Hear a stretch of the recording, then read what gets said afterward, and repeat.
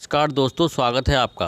आज हम छत्तीसगढ़ शिक्षक पात्रता परीक्षा वर्ष 2011 में पूछे गए पर्यावरण अध्ययन के कुछ खास प्रश्नों को आपके लिए लेकर आए हैं, जो कि आपकी परीक्षा की दृष्टि से बहुत ही खास हैं। प्रश्न नंबर पहला है, बच्चों में प्रतिदिन डायरी लिखने, मौसम दर्ज करने एवं उससे संबंधित प्रश्न पूछने पर बच्चों में किस कौशल का विकास होता है? इसका सही उत्तर है दोस्तों ऑप्शन नंबर सी, संप्रेषण कौशल। बच्चों में प्रतिदिन डायरी लिखने, मौसम दर्ज करने एवं उससे संबंधित प्रश्न पूछने पर बच्चों में संप्रेषण कौशल का विकास होता है। प्रश्न नंबर अगला है, अर्थशास्त्र की मूलभूत अवधारणाओं की समझ विकसित की जा सकती है। दोस्तों, बाजार के रोल प्ले का आयोजन करवाकर, बैंक पोस्ट ऑफिस का भ्रमण करवाकर, मूल्य जैवी अमूर्त धारणाओं को उदाहरणों द्वारा व्यक्त करके, इन सभी से अर्थशास्त्र की मूलभूत अवधारणाओं की समझ विकसित की जा सकती है। इसका सही उत्तर हुआ दोस्तों ऑप्शन नंबर डी, उपरोक्त सभी। प्रश्न नंबर अगला है, पर्यावरण के अंतर्गत आते हैं। दोस्तों, पर्यावरण के अंतर्गत पेड़ पौधे, जीव जंतु, रिश्ते नाते, संस्कृति, मकान, सड़कें, पूजा स्थल, ये सभी पर्यावरण के अंदर आते हैं। पर्यावरण का तात्पर्य चारों तरफ का परिवेश, वातावरण जिसमें हम घिरे हुए हैं। इसके अंतर्गत पेड़ पौधे, जीव जंतु, सांस्कृतिक एवं पारिवारिक परिवेश, प्राकृतिक व अप्राकृतिक कारक आदि आते हैं। प्रश्न नंबर अगला है, शारदा एक्ट का संबंध निम्न में से किससे है? इसका सही उत्तर है दोस्तों ऑप्शन नंबर ए, बाल विवाह। शारदा एक्ट का संबंध बाल विवाह से है। शारदा एक्ट 1929 का संबंध बाल विवाह से संबंधित है, जिसमें विवाह के लिए लड़कों तथा लड़कियों की आयु का निर्धारण किया गया था।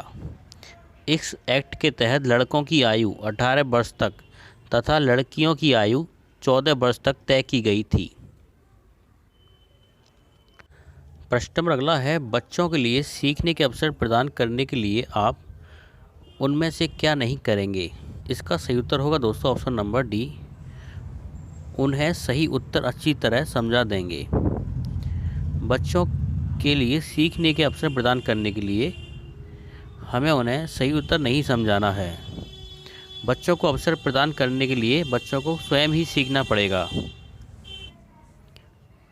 शिक्षण अधिगम प्रक्रिया से छात्रों को अधिगम हेतु अवसर उपलब्ध कराने में छात्रों को वे सभी परिस्थितियां उपलब्ध कराई जानी चाहिए जिससे छात्र स्वतंत्र पूर्वक समस्या को हल करने के लिए प्रेरित हो। प्रश्न नंबर अगला है, बच्चों को समाजीकरण कहाँ से प्राप्त होता है? इसका सही उत्तर है दोस्तों ऑप्शन नंबर ए, परिवार से। बच्चों को समाजीकरण परिवार से प्राप्त होता है। परिवार बालक का प्राथमिक विद्यालय माना जाता है, जहां वह अनौपचारिक शिक्षा ग्रहण करता है तथा समाजीकरण की प्रक्रिया की शुरुआत भी परिवार से ही होती है। इसलिए परिवार को समाजीकरण का पहली पाठशाला भी कहा जाता है। प्रश्न नंबर अगला है, प्रोटीन का सर्वोत्कृष्ट स्रोत है। इसका सही उत्तर होगा दोस्तों option number C, soybean. Protein का सर्वोत्कृष्ट स्रोत सोयाबीन है। प्रश्न नंबर अगला है, ऊर्जा का पिरामिड होता है। इसका सही उत्तर होगा दोस्तों ऑप्शन नंबर ए, सीधा। ऊर्जा का पिरामिड सीधा होता है। प्रश्न नंबर अगला है, प्रकृति में ऑक्सीजन का प्रमुख स्रोत है। इसका सही उत्तर है दोस्तों ऑप्शन नंबर सी, हरे पौधे। प्रकृति में ऑक्सीजन का प्रमुख स्रोत हरे पौधे हैं, क्योंकि पौधों द्वारा ऑक्सीजन का उत्सर्जन किया जाता है। प्रश्न नंबर अगला है, छात्रों के लिए सीखने के प्रमुख संसाधन हैं। विभिन्न क्रियाओं हेतु सामग्री संकलन, ग्रंथालय, सर्वे एवं प्रोजेक्ट निर्माण, ये भी है। इसका सही उत्तर हुआ दोस्तों ऑप्शन नंबर डी, उपयुक्त सभी। छात्रों के लिए सीखने के प्रमुख संसाधन, ये सभी हैं। प्रश्न नंबर अगला है, धूम्रपान से होने वाला रोग है। इसका सही उत्तर होगा दोस्तों ऑप्शन नंबर बी, कैंसर। धूम्रपान से कैंसर रोग होता है।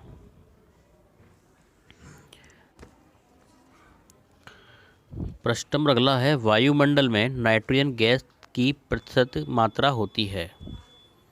इसका सही उत्तर है दोस्तों ऑप्शन नंबर बी, 78.09%। वहीं ऑक्सीजन की मात्रा 21% होती है। प्रश्न नंबर अगला है, विटामिन ए की कमी से होने वाला रोग है। इसका सही उत्तर है दोस्तों ऑप्शन नंबर बी, रतौंधी। विटामिन ए की कमी से रतौंधी रोग हो जाता है, जिसमें रोगी को दिखाई नहीं देता है। प्रश्न नंबर अगला है, विश्राम अवस्था में स्वस्थ व्यक्ति की हृदय की प्रति मिनट धड़कन होती है। इसका सही उत्तर है दोस्तों ऑप्शन नंबर ए, 72। विश्राम अवस्था में स्वस्थ व्यक्ति की हृदय की प्रति मिनट धड़कन 72 होती है। प्रश्न नंबर अगला है, प्राकृतिक एवं सामाजिक सांस्कृतिक पर्यावरण के बीच अंतः क्रिया का उदाहरण है।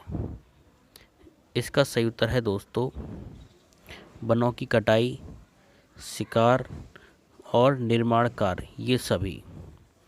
प्राकृतिक एवं सामाजिक सांस्कृतिक पर्यावरण के बीच अंतःक्रिया का उदाहरण है, ये सभी हैं।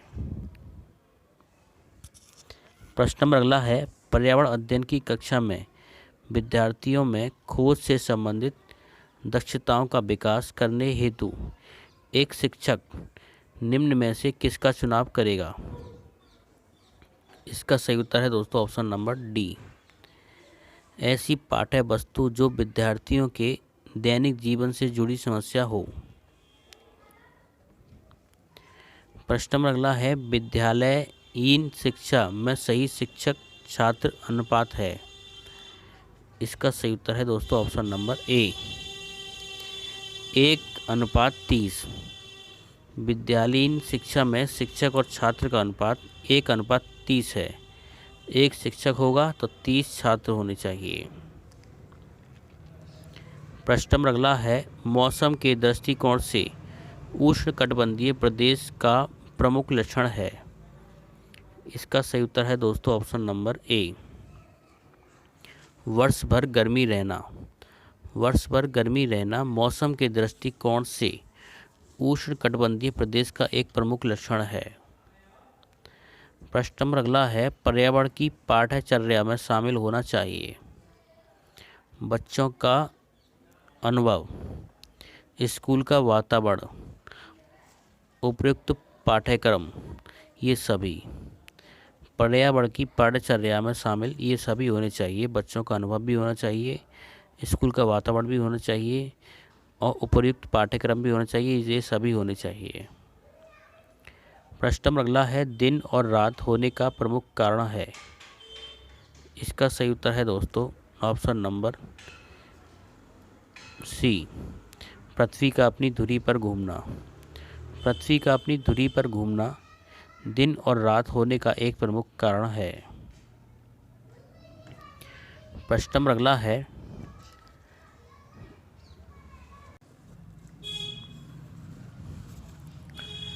प्रश्न नंबर अगला है, बच्चों के सीखने के तरीकों पर सबसे पहले अध्ययन करने वाला व्यक्ति थे। इसका सही उत्तर होगा दोस्तों ऑप्शन नंबर ए, जीन पियाजे और एल.एम. वाइगोत्स्की। बच्चों के सीखने पर सबसे पहले अध्ययन करने वाले व्यक्ति जीन पियाजे और एल.एम. वाइगोत्स्की थे। प्रश्न नंबर अगला है, प्राकृतिक पर्यावरण के प्रमुख घटक हैं। इसका सही उत्तर होगा दोस्तों सभी जीव, भू अप्राकृतिक कारक, जलवायु कारक, ये सभी। प्रश्न नंबर अगला है, पर्यावरण अध्ययन की कक्षा में बच्चों के अनुभवों को महत्व देना चाहिए क्योंकि। इसका सही उत्तर होगा दोस्तों ऑप्शन नंबर ए, बच्चों को अपनी बात बताने में आनंद आता है। प्रश्न नंबर अगला है, हमारे शरीर के किस अंग के द्वारा अमोनिया को यूरिया में बदला जा सकता है? इसका सही उत्तर है दोस्तों ऑप्शन नंबर ए, यकृत। हमारे शरीर के किस अंग के द्वारा अमोनिया को यूरिया में बदला जाता है? वो है यकृत। प्रश्न नंबर अगला है, एक पोषण से दूसरे पोषण स्तर पर ऊर्जा का कितना भाग स्थानांतरित होता है? इसका सही उत्तर है दोस्तों ऑप्शन नंबर डी, 10% तक ऊर्जा का 10% स्थानांतरित होता है।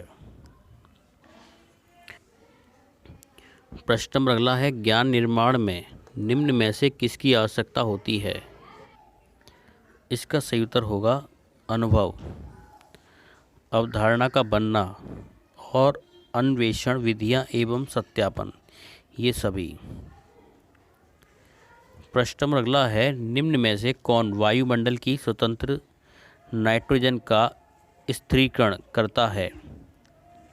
इसका सही उत्तर है दोस्तों ऑप्शन नंबर ए, नीले हरे शैवाल। नीले हरे शैवाल वायुमंडल की स्वतंत्र नाइट्रोजन का स्थिरीकरण करता है। प्रश्न नंबर अगला है, सामाजिक बुराइयों का उदाहरण है? इसका सही उत्तर होगा दोस्तों बाल विवाह, दहेज और बाल श्रम, ये सभी सामाजिक बुराइयों के उदाहरण हैं। प्रश्न नंबर अगला है, पर्यावरण अध्ययन की कक्षा होनी चाहिए?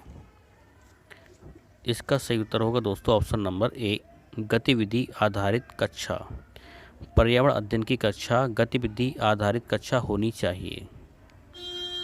प्रश्न नंबर अगला है, बच्चों में सामाजिक भावना का विकास करने के लिए निम्न में से कौन सा प्रयास सर्वोत्तम है? इसका सही उत्तर होगा दोस्तों ऑप्शन नंबर सी, बच्चों को स्वस्थ स्पर्धा के लिए तैयार करना। दोस्तों आपको हमारा वीडियो कैसा लगा? प्लीज़ वीडियो पर एक लाइक और वीडियो को शेयर करना ना भूलें। अगर आपने हमारा चैनल सब्सक्राइब नहीं किया है तो प्लीज़ चैनल को सब्सक्राइब जरूर कर लें। धन्यवाद।